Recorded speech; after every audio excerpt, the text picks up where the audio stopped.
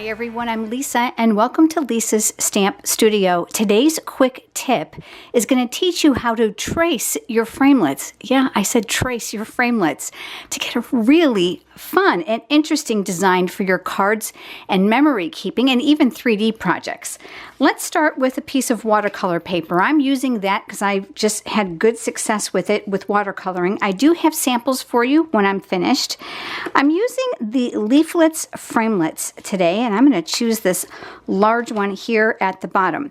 When you use it as a stencil, you're going to want to flip it upside down so that the raised edges are facing up. This is going to allow you to make sure that you've got a nice smooth surface to run your marker by. You can use the Stampin' Up! Stampin' Right black marker or a permanent fine tip Sharpie marker. I just didn't have one and I found this worked really, really well. So the Stampin' Up! Markers have a brush side and a pen side. Now the brush side is intended for coloring and the right side is intended for writing, signing, or journaling. In this case, we're going to use it to trace. I'm also going to recommend that you get your pen started off on your scratch paper to make sure that it's flowing well. I'm going to hold it with my fingers and then I'm just actually literally going to trace the design. I'm going in and out of the areas. It doesn't matter how hard or how light that you do this. This is even a great project for the kids to do. Consider all the different framelits that you have in your craft room. Perhaps you have hearts and balloons, maybe stars, anything that has an open shape to it that actually is going to resemble something. Detailed dies are going to be really difficult to use. I tried, so I'm going to recommend something that's big and open.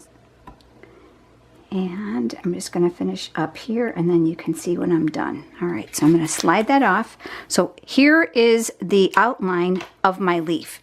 What I'm going to do, since it's watercolor papers, I'm actually going to color it in. You may want to give this a couple seconds to dry. I'm going to squeeze my ink pad. That's going to push ink from the top of the pad inside the well. And then I'm using my aqua painter and I'm making sure it's good and wet, and it is. I'm going to pick up some color here and I'm just simply going to dab it in. I want it to look really, really muted. Now I have one that's all done for you, but I just want to show you how this now becomes like an open image for you to provide color, patterns, designs, all kinds of really, really fun things. All right, so you get the idea. Let me show you some that I've created. Here is that same card all finished. Isn't that beautiful? All I did was trace it from the framelit to give me that open area just to dab on that color. I did exactly what I showed you. Here's a second card. This one actually uses regular, very vanilla cardstock. You're going to want to be careful because you don't want to oversaturate this paper. Otherwise, it's going to pill on you.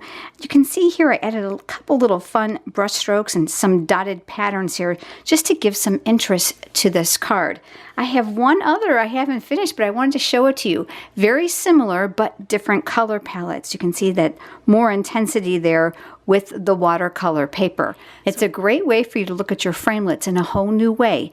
The pictures and the cutting dimensions for these cards are over on my blog. If you're here from YouTube, go ahead and click on the description below and there'll be a link that'll take you right to today's blog post.